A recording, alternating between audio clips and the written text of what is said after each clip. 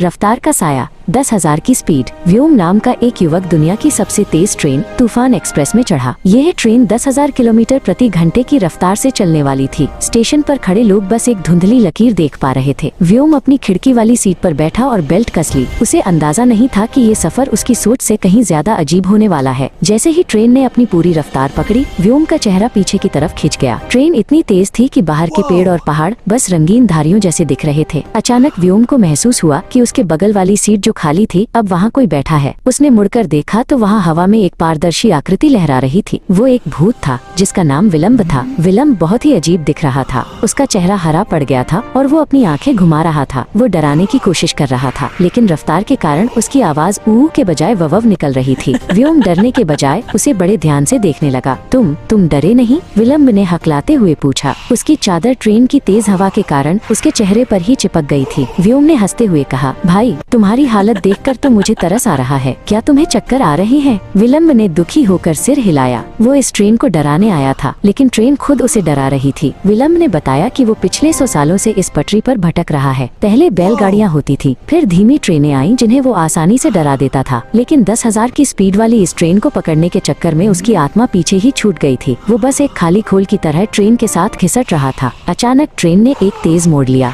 विलम्ब, जो एक भूत होने के कारण भारहीन था, गेंद की तरह डिब्बे में यहाँ वहाँ टकराने लगा। वो कभी सामान रखने वाले रैक से टकराता तो कभी नीचे गिरता। व्योम उसे पकड़ने की कोशिश कर रहा था, लेकिन उसके हाथ से विलम्ब बार बार फिसल जाता। रुको, मेरे पास एक उपाय है, व्योम ने कहा। उसने अपने बैग से एक भारी ऊनी कंबल निकाला। उसने विलम्ब को उस कंबल में लपेट दिया और सीट बेल्ट से बांध दिया। अब विलम्ब हवा में उड़ने के बजाय अपनी जगह पर टिका हुआ था। भूत ने चैन की सांस ली और उसका चेहरा वापस सामान्य होने लगा। कुछ देर बाद विलम्ब को भूख लगने लगी। भूतों को वैसे तो खाने की जरूरत नहीं होती, लेकिन रफ्तार ने उसे कमजोर कर दिया था। व्योम ने अपनी अदरक वाली टॉफी निकाली और विलम्ब की ओर बढ़ाई। विलम्ब ने उसे चखा और उसकी आंखों में चमक आ गई। ये तो जादुई है, वो चिल्लाया। पूरी यात्रा के दौरान दोनों ने खूब बातें की। विलम्ब ने पुराने जमाने की डरावनी कहानियां सुनाई और व्योम ने उसे नई तकनीक के बारे में बताया। दोनों को पता ही नहीं चला कि कब वे अपनी मंजिल के करीब पहुंच गए। 10,000 की स्पीड अब उन्हें डरा नहीं रही थी, बल्कि मजेदार लग रही थी। जब ट्रेन रुकी तो विलम्ब कंबल से बाहर निकला। वो अब काफी बेहतर महसूस कर रहा था। शुक्रिया दोस्त, उसने कहा। अगली बार मैं अपनी आत्मा को थोड़ा और तेज दौड़ना सिखाऊंगा। व्योम ट्रेन से नीचे उतरा और पीछे मुड़कर देखा तो विलम्ब हवा में हाथ हिलाकर गायब हो गया था। यह सफर सबसे तेज और सबसे अनोखा था।